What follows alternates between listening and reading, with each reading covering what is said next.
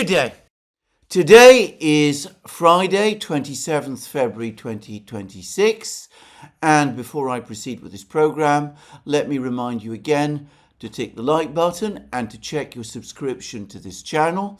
If once you've watched this program, or whichever part of this program you want to watch, you decide that you like what you've seen and heard and wish to indicate that fact. Now, before I proceed, I'll discuss briefly the topics that I intend to talk about in the program today. Firstly, I'm going to touch on the situation in the diplomacy in the Iran crisis. Then I'm going to revert to the longer part of the program, which will deal with the Ukraine situation, the conflict in Ukraine. And then, if there's time, I will finish by discussing the latest British parliamentary by-election and the entirely predictable defeat of Keir Starmer's Labour Party in that election in Greater Manchester.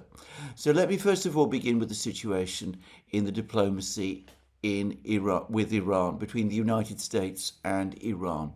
Now, yesterday, US and Iranian officials, Steve Witkoff and Jared Kushner, representing the United States. As it happens, I'm not sure whether either of those two gentlemen can be properly described as officials.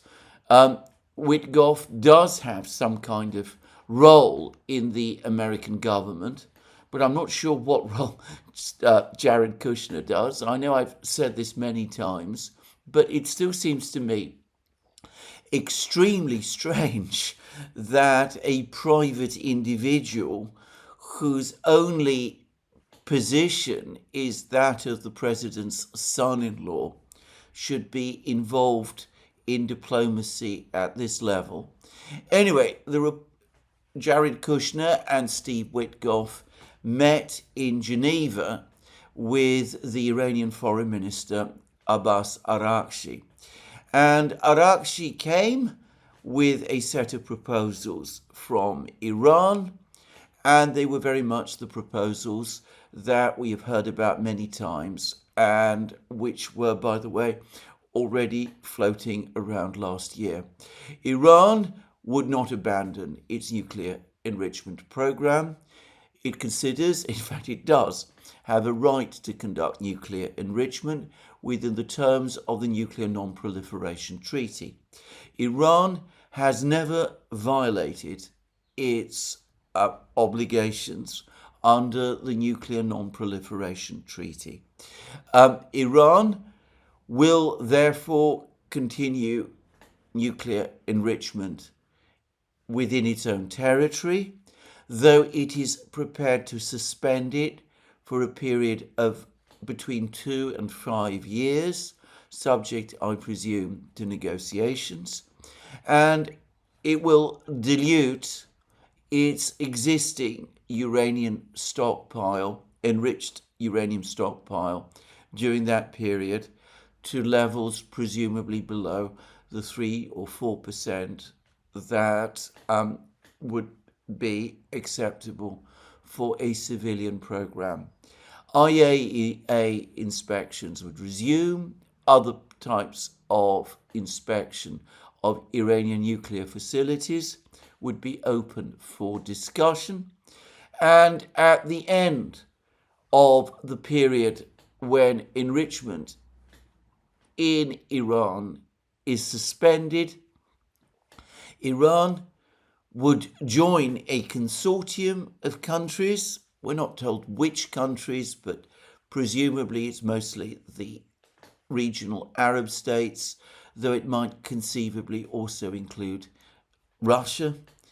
And those countries would then conduct nuclear enrichment, some of which would be conducted, again, subject to international inspections on the territory of Iran. Now, to me, that looks like an entirely satisfactory proposal. It is very difficult to imagine It is all but inconceivable in the event of this kind of proposal being accepted that Iran would be able to move forward to develop a nuclear device, a nuclear weapon. What I would say is that the proposal that Iran dilute its existing nuclear stockpile, its existing stockpile of highly enriched uranium, appears to admit that that stockpile actually exists. In other words, as was pointed out by many people at the time, including, by the way, us on the Duran and myself on this program, the attack on the nuclear facilities at Fordo, Natanz and Isfahan, which was conducted by the United States in June 2025, was only partially successful. It did not destroy the entirety of Iran's nuclear stockpile. Perhaps it didn't destroy any part of Iran's highly enriched uranium stockpile, which is exactly what we thought was likely at the time. Of course, we don't know how much of that stockpile still exists or where it might be. There's some reports that the United States believes that that stockpile has been hidden in a secret tunnel in Isfahan. Who knows? But it does look as if the Iranians admit finally to its existence. But then they never denied before the June 2025 attack that this stockpile existed. And that, of course, was the source of much of the controversy. The only period when there was some doubt was after the June 2025 attack, when the Americans, the President of the United States, Donald Trump, insisted that the nuclear facilities had been completely obliterated and that Iran's nuclear enrichment program had been entirely ended, whereas, of course, the Iranians were careful to say nothing at all. Anyway, there it is. So that was the Iranian proposal.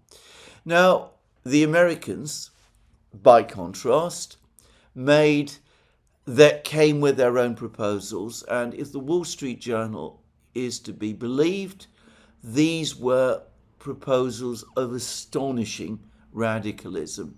On the nuclear issue, they didn't just require Iran to give up enrichment entirely, but to agree to the total destruction of the previous enrichment facilities in Fordo, Isfahan, and Natanz. Again, an admission from the United States this time that these facilities might have been less extensively damaged than the president himself previously alleged, and might conceivably be capable of being brought back by Iran to a full state of repair. Just saying. So that was one demand, and of course there were other demands. There were demands relating to ballistic missiles.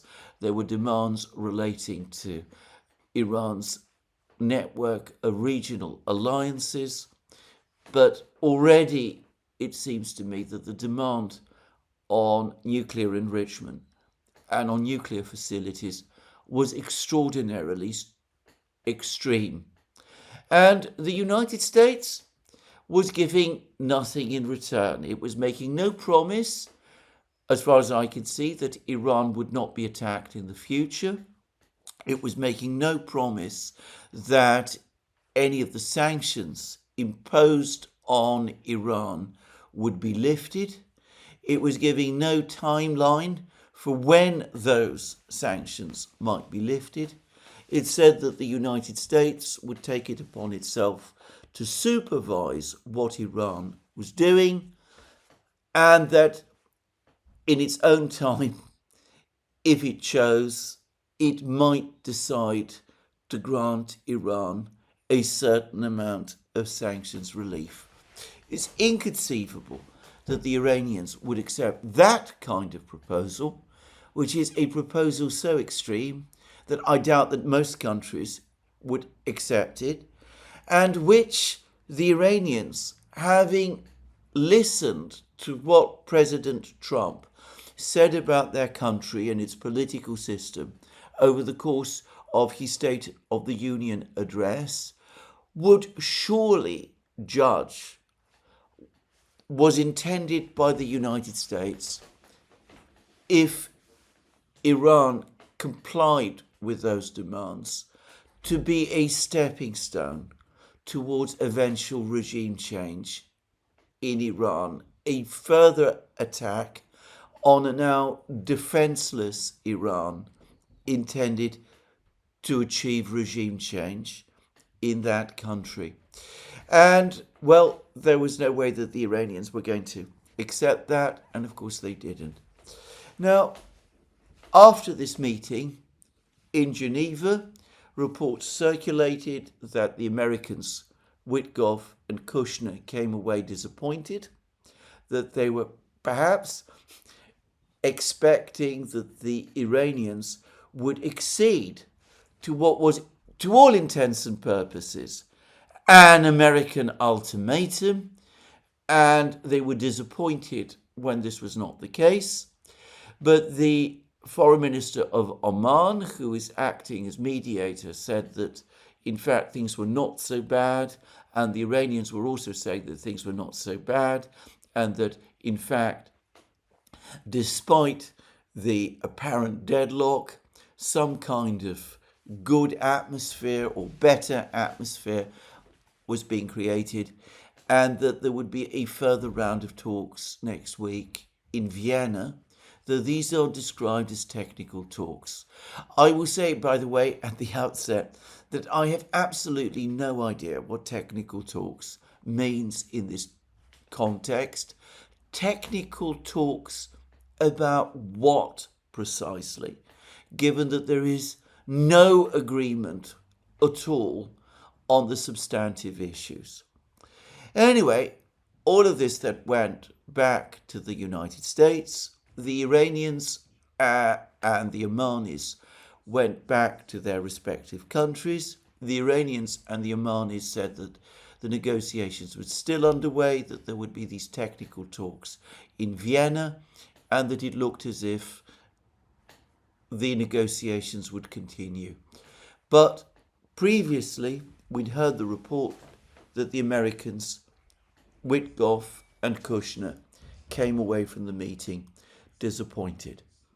Now, over the last few hours, just before I made this program, we've been getting some very, very concerning news. Now, Larry Johnson on Sonar 21, his invaluable blog, recently published a piece saying that one of the strongest indicators that an attack against Iran was coming would be if the United States started to evacuate embassy personnel from its various embassies and started to advise its citizens to leave relevant countries in the Middle East. Well, just before I started making this program, reports appeared that the British government has advised British citizens to leave Iran and is reducing the number of embassy personnel at the British Embassy in Tehran. At the same time, the United States is giving advice to US citizens to consider whether they wish to remain in Israel, and there are reports that it is evacuating some of its embassy personnel from Israel, and we will see whether these instructions begin to extend. to other embassies in the Middle East. There's also been a speech by the US Vice President J.D. Vance. He said that the one possibility that can be completely excluded is a long war in the Middle East between the United States and Iran, that is absolutely not on the agenda, that is not going to happen, which I have to say suggests to me, strongly suggests to me, that a decision to attack Iran has been made, and that what Vance is doing is to try to reassure the American public that when it starts, it won't be a precursor to a long war in the Middle East. As to whether such assurances carry any weight or value in light of what the Iranians themselves have been saying, well, I can't see how Vance can talk for the Iranians. The Iranians are talking about a long war. If they are attacked in any way, whether they're able to sustain that long war is another matter. But the Americans themselves, we've had a cascade of reports from the United States which say that the United States itself is not able to sustain a long war. And in some ways, you could argue that Vance's comments are a further American admission of that fact. But coming back to my main point, Vance's comments and these evacuations of British and American citizens and embassy personnel from the Middle East are a very, very strong sign, as Larry Johnson highlighted some days ago, that an attack on Iran is about to happen. So I'm going to make a guess. It could be this weekend, despite the fact that we are now in the full moon period, or so I believe. Well, it looks as if this time the president is going to ignore any warnings in that regard which he might have received, and we will have to see what happens. We will have to see how stable the government in Iran continues to be, and to what extent it is able to follow through on its threats to sustain a long war. And we will also have to see if the Iranian government does survive, does endure, and is able to maintain a long war, what the United States, and by the way, Israel, do in that case. Now, I'm going to just quickly add something else. All of the indications are that General Kane, on behalf of the Joint Chiefs of Staff, and John Radcliffe, the director of the Central Intelligence Agency, both advised the president last Sunday that they could not guarantee success in this operation, success being the overthrow of the government of Iran, and that the possibility of a long war was real. Nonetheless, it does look today as if the president and his officials, his advisors, have decided to take the plunge. After the extraordinary words of his State of the Union address, I have to say that I personally had few such doubts. In which case, the United States, the president, is taking a gamble on a war, a completely unnecessary war, prior to which the other side has put forward an entirely reasonable proposal on the matter at issue, which is Iran's nuclear enrichment program.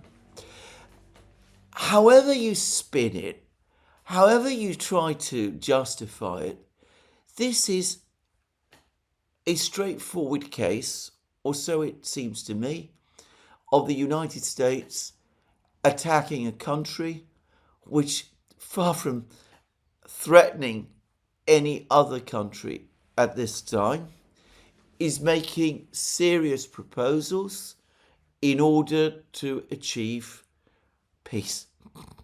One might not like its political system or its ideology. Everybody has a right to opinions about that. But disliking the government of a particular country has never been grounds to conduct war. But that, it seems, is what the United States is about to do, taking extraordinary risks in the process.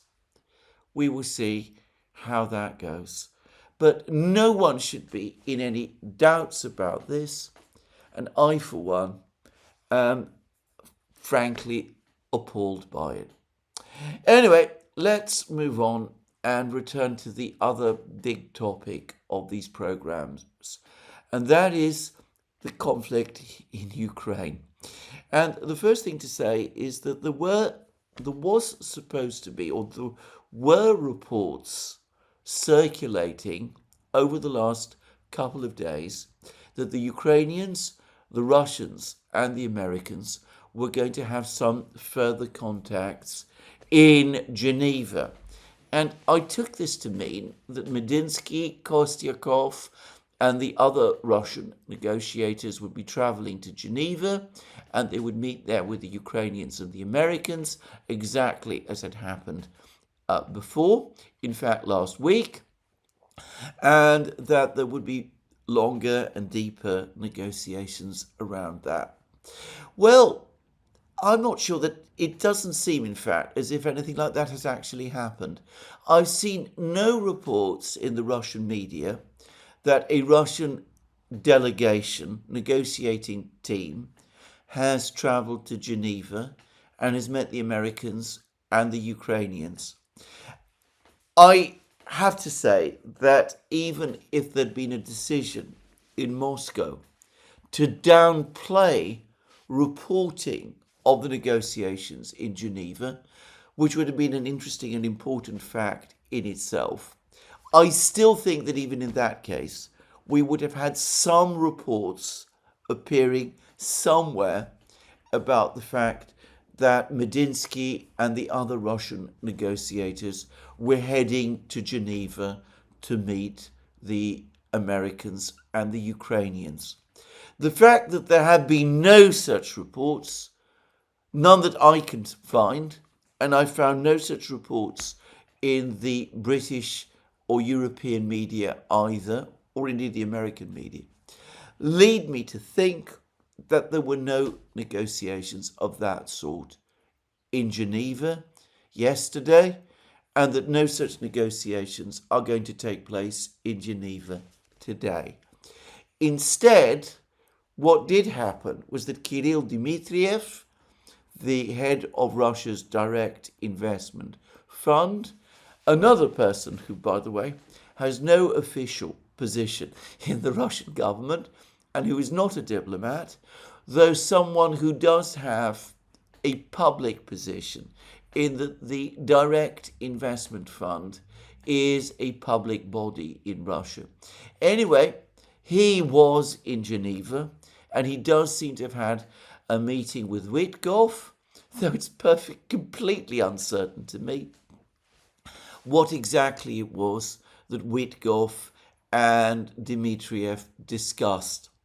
The word is that the Russians, Dmitriev, are imposing a blanket silence on these talks, and that at the same time nothing significant or substantive was achieved by them. In fact, Peskov says that there has been no severance of the economic discussions between the United States and Russia and the Ukraine conflict. They are still interconnected with each other. And without any progress on the Ukraine conflict, there cannot be any progress in terms of bilateral relations between Russia and the United States, including bilateral economic relations, and in the absence of any substantive political talks between the Ukrainians and the Russians, I'm unable myself to see what the point of this meeting between Witkoff and Dmitriev actually was. Perhaps Dmitriev was passing on messages to Witkoff from the Russians, from Putin specifically. Maybe Dmitriev was there to remind Witkoff again of what Witkoff and Trump proposed in the summer, with demands that Witkoff and Trump stick by whatever commitments they made then. But it looks as if negotiations at the moment are not only at standstill, but are perhaps more properly speaking, not even happening at all, which brings us back to the military situation. Now, the military situation at the moment continues to involve further movement on the battlefronts and continued Russian attacks from the sky. Yesterday I spoke about a major Russian combined missile and drone strike against Ukraine. There's been still a sparsity of information about exactly what that strike achieved, but there are some claims, which I saw this morning, that 6 Ukrainian regions are either entirely out of power or are short of it. There were also reports this morning that the Ukrainians have launched another 10 Flamingo missiles into Russia, though no word at all of what, if anything, these missiles are supposed to have struck, or whether they struck anything at all. But on the actual front lines, there does continue to be movement, and the most dramatic movement is now happening in Konstantinovka. And I said some days ago that the Russians seem to be at the center of Konstantinovka. I understand that there is now footage which confirms this, and it does look as if the Russians are in the business, are now quickly asserting control of southwestern Konstantinovka. That resistance there Ukrainian resistance there, which has been crumbling, is now perhaps better expressed as collapsing.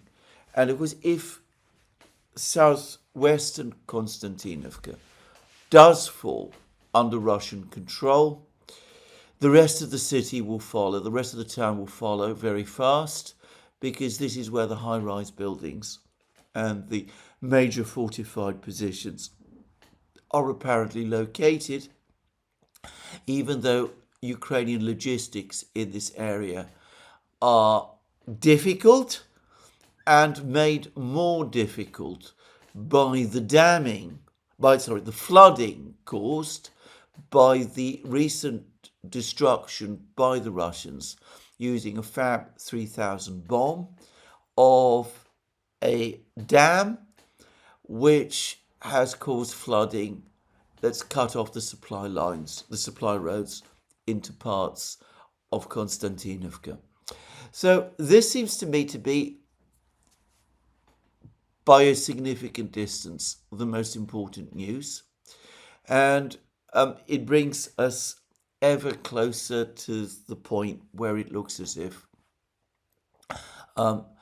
the siege of the remaining Ukrainian conurbation, Slavyansk and Kramatorsk, will begin, with a Russian military commentator, as I discussed some days ago, talking about the biggest cauldron of the war being created around Slavyansk and Kramatorsk, where the major part of the Ukrainian forces in Donbass are located.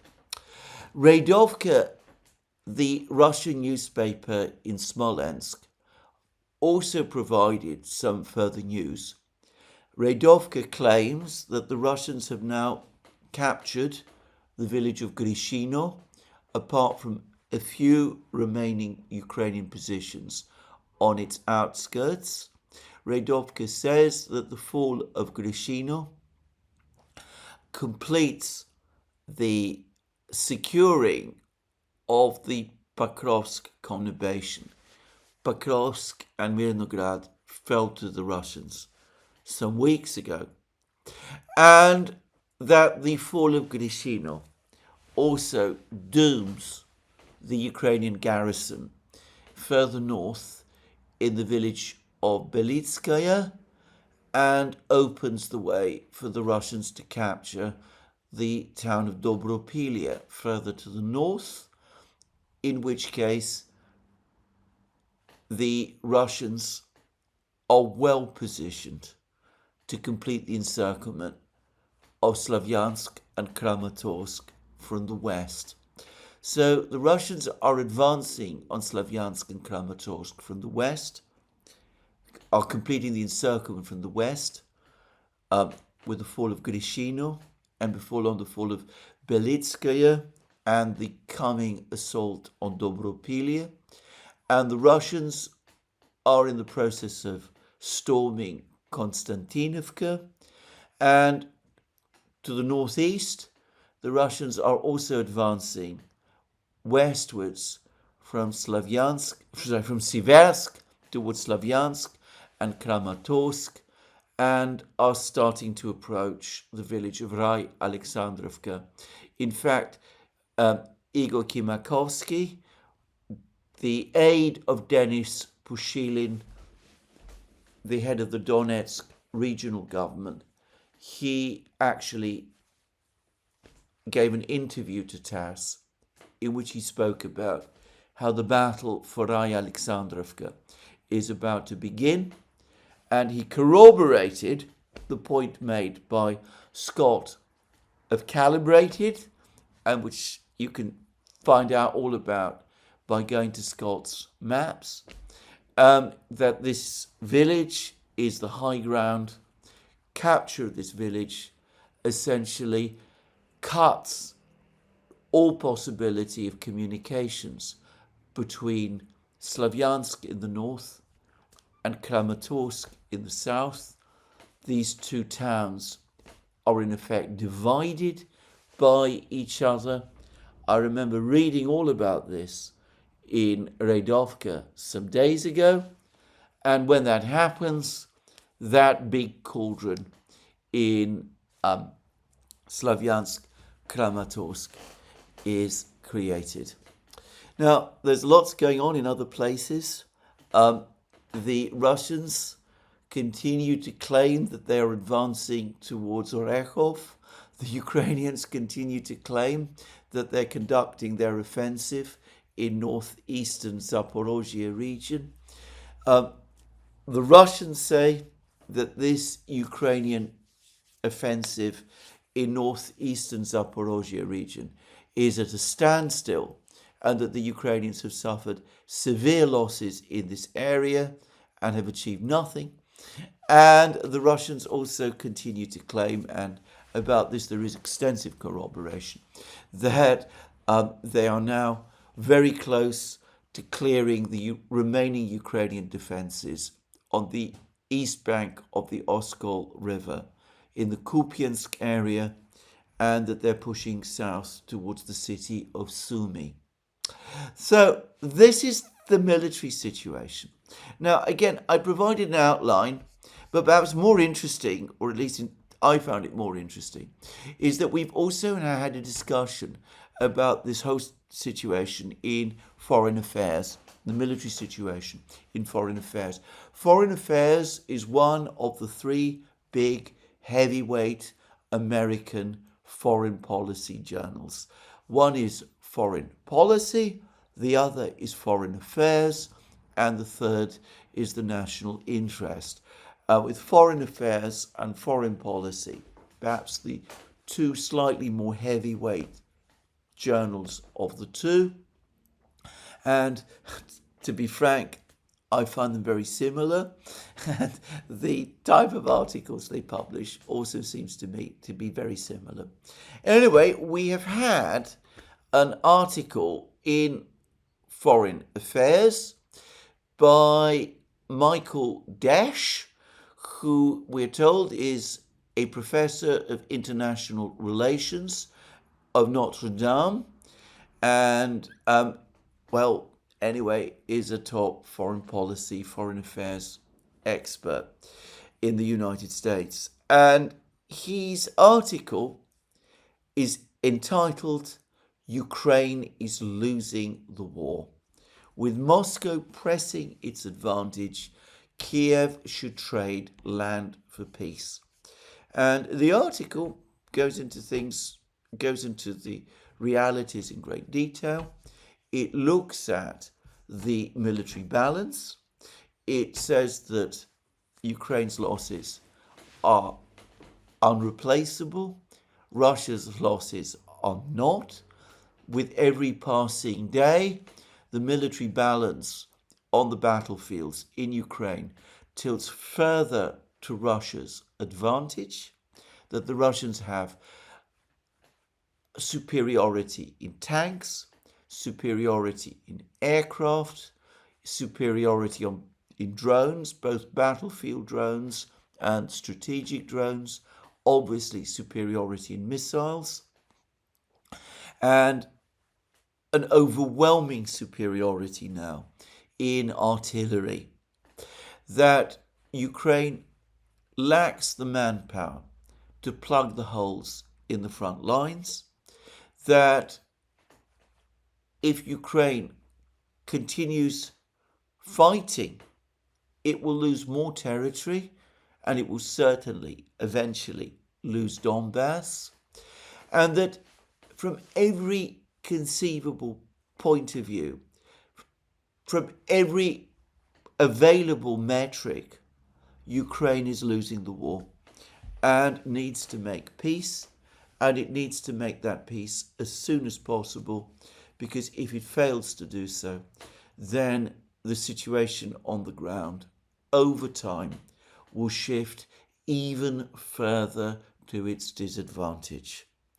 Anyway, that was Michael Desch's argument in Foreign Affairs, and obviously I cannot disagree with it. In fact, it is the same point that I have been making basically since the start of the special military operation. Others too, Daniel Davis, whose Daniel Davis Deep Dive I regularly appear on, other places like that, as other people have been saying the same thing, that the balance of military and economic power in this war is tilted massively in Russia's favor. Russia has 4 times Ukraine's population. In reality, in my opinion, the discrepancy is actually greater, because I suspect that Ukraine's population statistics have been inflated for years, and that the actual living population in Ukraine itself has been further much reduced since the war. And of course, Yulia Mendel, Zelensky's former spokesman, said that many of the people, perhaps most of the people who still live in Ukraine, are pensioners. So Russia can replace its losses, Ukraine cannot. Russia can replenish its arsenals and its equipment and build them up further.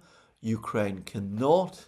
Whatever strains there may be in the Russian economy, real or imagined, they don't compare with the far greater crisis that Ukraine's economy is facing.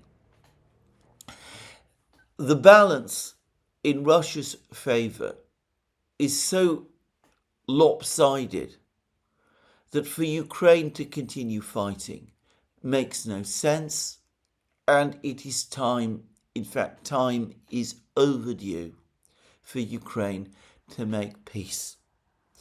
And of course, this is essentially the same point made in our live stream yesterday by Willie O.M., the Australian analyst, who's also been assessing the metrics in the war, as I discussed in my program yesterday, and he speaks from a pro-Ukrainian position.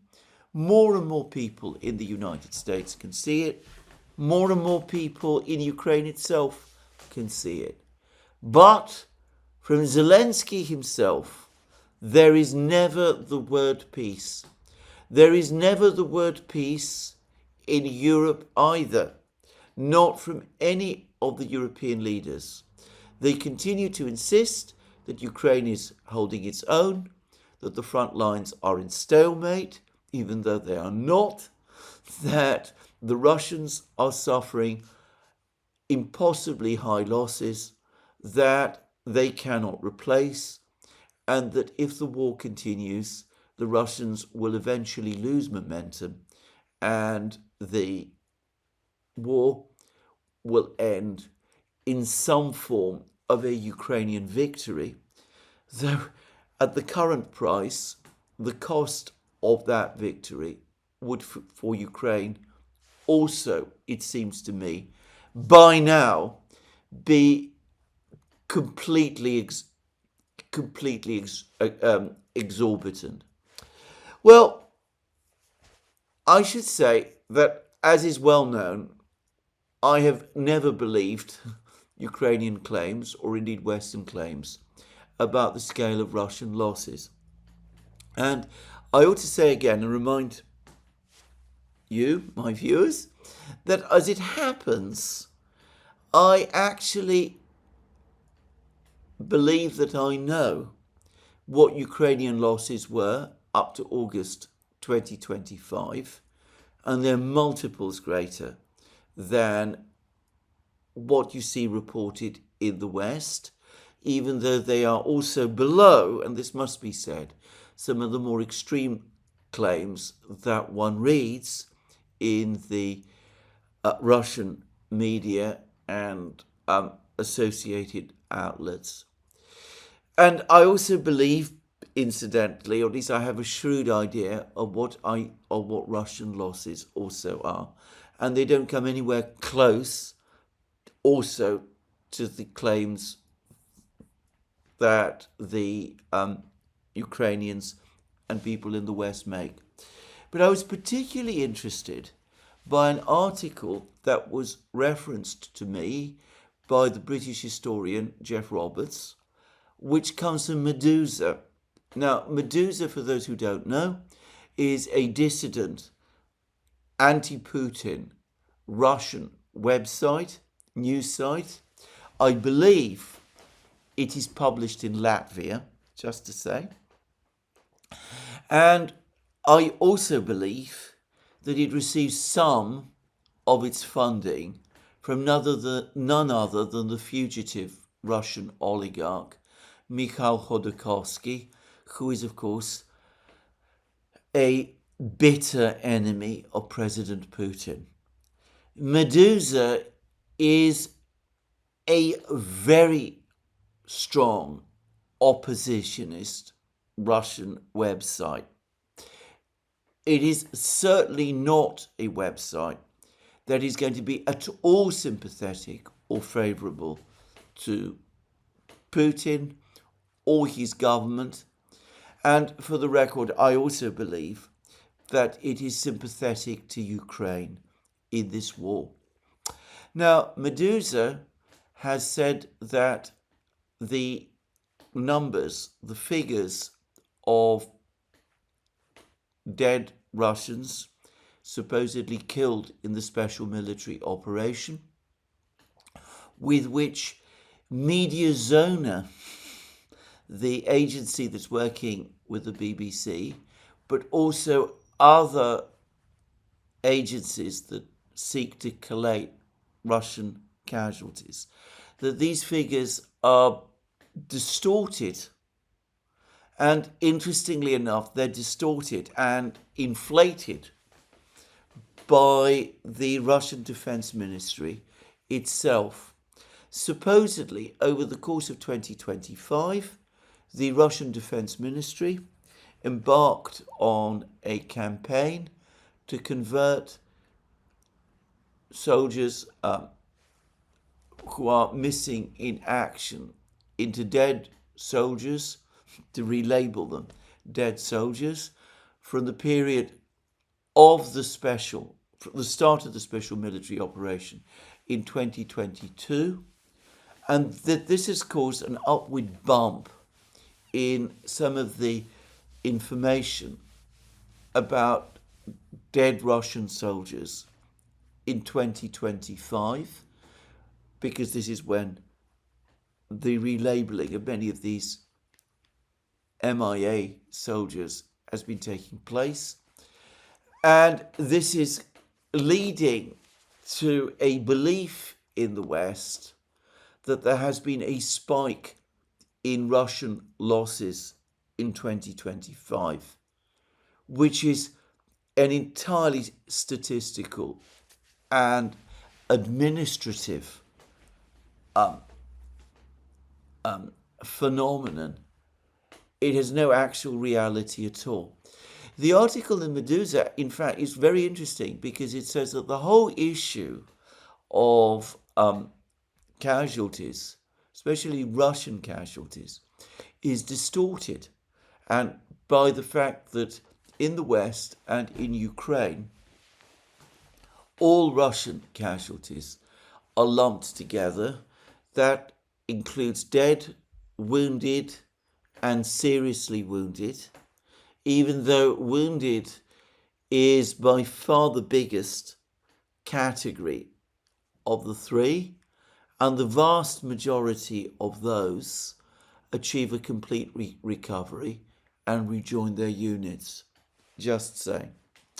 So anyway, Medusa, no less, as I said, this very strong anti-Putin website, even they are now saying that the figures that the Western media, Western governments, Western political leaders, Ukrainian leaders are working on for Russian losses are distorted and inflated and unreliable. And that in reality, the Russians are having no difficulties replacing their losses. And in fact, their numbers, the overall numbers of their army, is actually growing. So there it is. I mention all of this, and that also, going back to that article by Michael Dench, brings us back to the question of what is going on in the war, which is that the Ukrainians, what is actually happening in the war is that the Ukrainians are being ground down, that the Russians continue to advance, that the Russians are now poised to break through in Donbass. We could be seeing a major battle in Donbass this summer, and a collapse of Ukrainian resistance in Donbass. And the Russians could be poised also to break through to Zaporozhye and to the Dnieper. And as the Ukrainians now fear, as I discussed in my program yesterday, for the Russians to cross the Dnieper and to move on towards Odessa itself. Now, saying all of this, I ought to say that Putin himself continues to remain very quiet on Ukraine-related issues. He's not made a major speech about this subject. He's not had meetings with the generals so far this year at least not that I can remember, certainly not for many weeks.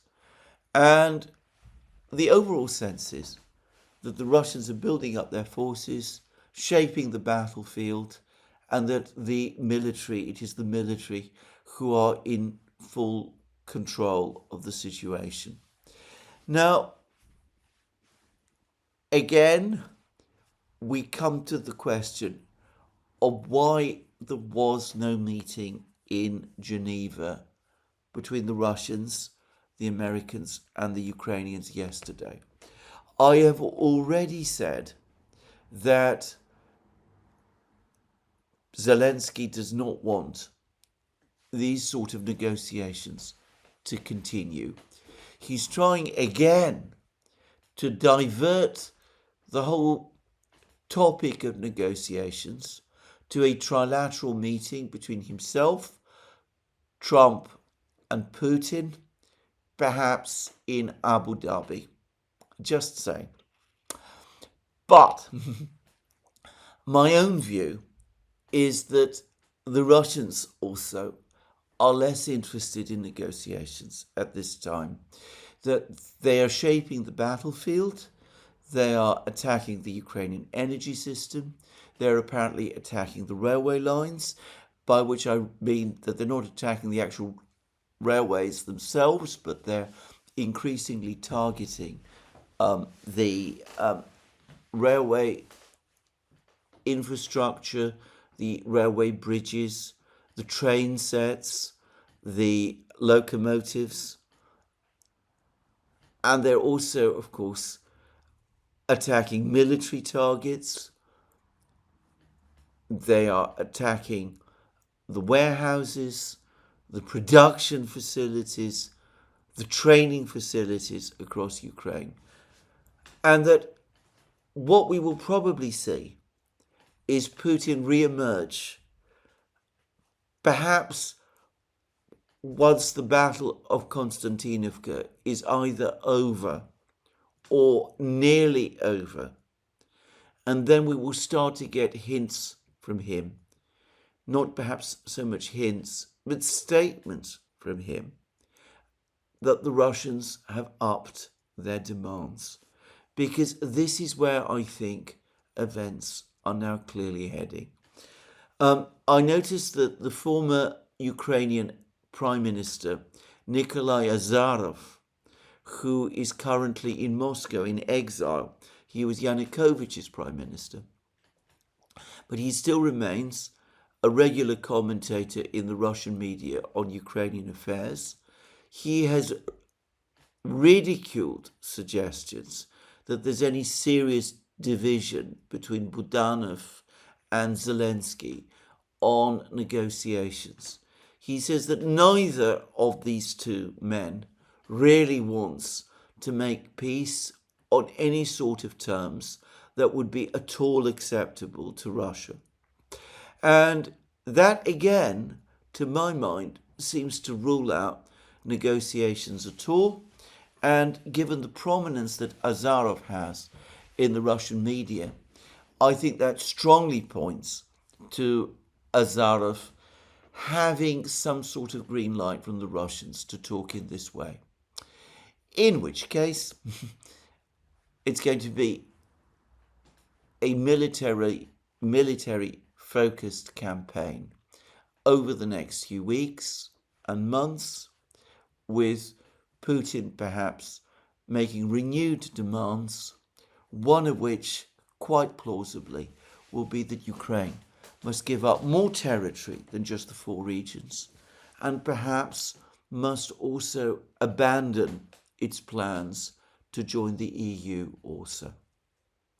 Now, if that happens, I predict that it will be a shock for many people, including some people who have been clinging to the idea of EU membership as one possible bridge towards a negotiated resolution.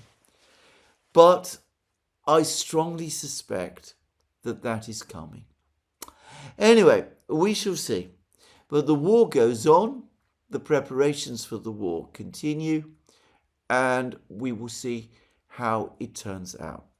Negotiations, unlike the war, don't seem to be taking place at all, and that perhaps, at least for me, is the most telling thing of all at this time. Now, I said at the start of this program that I will discuss the situation with Keir Starmer, and that is what I now propose to do. The Labour Party suffered a catastrophic defeat at the by-election, the parliamentary by-election in Greater Manchester, a place called Gorton and Denton, a seat that Labour has held continuously since 1931, just saying. It's the sixth most loyal, strongest Labour seat in Britain. It was one of the last places you would expect Labour to lose.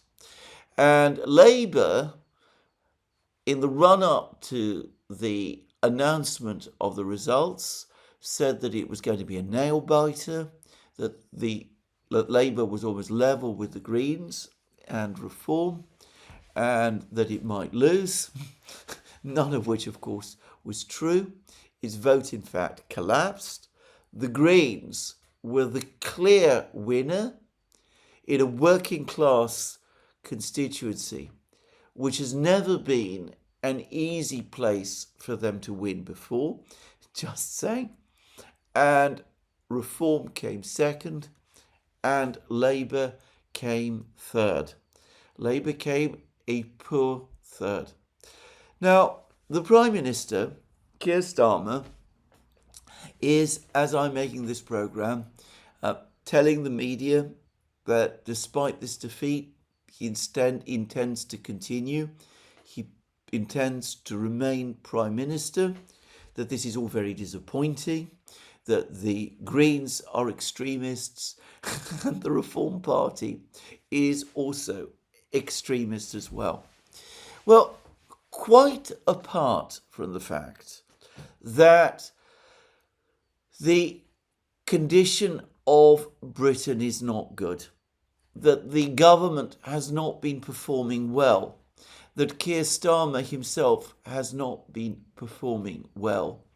The events of the last few weeks, Starmer's own decision to block Andy Burnham, the Mayor of Manchester, from standing for the Labour Party in this seat, in which case Burnham and Labour would, I have no doubt, have won, plus the Mandelson scandal, made it actually inevitable that Labour would lose. I have to say, I was reading all of those reports about this being a nail-biter outcome, a vote that was too close to call, one which Labour might still win. I was reading all of these reports yesterday and over the last couple of days with mounting incredulity, and I was wondering on what planet the people who were writing them were on. It was clear to me that Labour would lose. And the only question was whether they would lose to the Greens or to Reform. And I'm going to say straight away that I think that Reform underperformed, partly perhaps there's been some allegations, I'm not sure how real they are, that there's been some, shall we say, cheating in the way in which the election was conducted, cheating presumably in favour of the Greens. I'm not sure how real those allegations are, but I will also say this. I think that Reform chose the wrong candidate for this by-election. They went for an academic, a professor, an intellectual, not at all the person I would have thought to put up as a candidate in a working class constituency of this kind, whereas the Green Party far more intelligently put up a local candidate who was young and photogenic, and who is also a plumber. In other words, comes from exactly the kind of demographic that many of the people in the constituency would be likely to relate to. But anyway, let's return to Keir Starmer. The main reason why Labour lost in this by-election, where they were certain to, where previously they'd always won, was because they went in with absolutely nothing interesting or positive or compelling to say. Their entire campaign was pitched on the claim that reform was bad and that Labour was good and that you should vote for Labour to prevent reform winning. In other words, it was entirely negative. There was no positive message from the Labour Party was conveyed to the voters at all. And how could it be otherwise? Because the Prime Minister, Keir Starmer, has no positive message of any kind to give. He has no ideas. He has no policies. Or to be more precise, he has only one policy. That policy is to go on shoveling money to Zelensky, giving him weapons, and trying as hard as he can to create some means to send British troops to fight or to go to Ukraine, an idea that is massively unpopular with British voters. So Starmer had nothing good, intelligent, positive to say. When he visited the constituency, he didn't meet with the local people. He purely met Labour Party officials. He had nothing to say to the local people, and he knew it, and he certainly had nothing to say to them that might persuade them to vote for him, and he didn't want to hear, by contrast, what they were going to say to him, which is, for the sake of God, go. So, with a Prime Minister, a government, a party without any message is bound to lose.